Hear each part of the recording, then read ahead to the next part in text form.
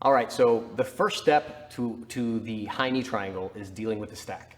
Now, the initial goal of the stack is to take his head and his shoulder from my hip line to my chest line, like we kind of talked about before. So to illustrate that again, when Nico's head is over my hip line right here, like say I just shot the triangle, he tried to posture and I held him down.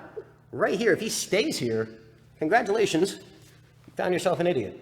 But if he decides that his move is that he wants to stack like this, I have to do something to keep him from coming forward, because once his head and his shoulder are onto my chest line coming across here, again, this is going to be very difficult for me to lock. So right off the initial trap, when I pull my partner down, if I realize that he's going to stack, I'm going to go ahead and I'm going to grab my right shin with my left hand in this case. I'm going to put a foot on the hip, and I'm going to start shimmying away. What that means is as his shoulder and head come towards my shoulder line real slowly, because we don't have that much space, right? As he slowly drives forward, I'm going to shimmy backwards and try to keep him from following me by using this foot on top of his hip.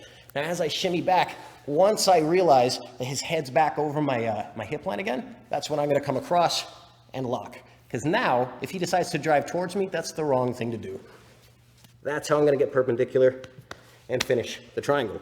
Now, there's one other situation that you really have to watch out for when you're defending the shimmy. You'll say, Mike, I can't grab my shin and grab his head and shimmy away when the guy's already on top of me. So back up a little bit.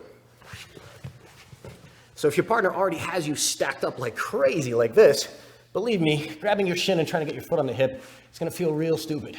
So instead, because I know posture and stacking are mutually exclusive, he can't do both simultaneously, when he's still putting pressure here, what I do instead is I take both my hands into the shape of the C, I put them on his armpits, thumb in the armpit, and then I'm just going to go ahead and lift my hips so he can put pressure straight down into me, like that, and I will lift my hips and press so I can create kind of like a handstand movement. So I'm using the structure of my straight arms. So now as he tries to drive forward, I can shimmy back and away, and now all of a sudden his head and his shoulder are over my hips again, and I'm able to go ahead and lock up that triangle choke.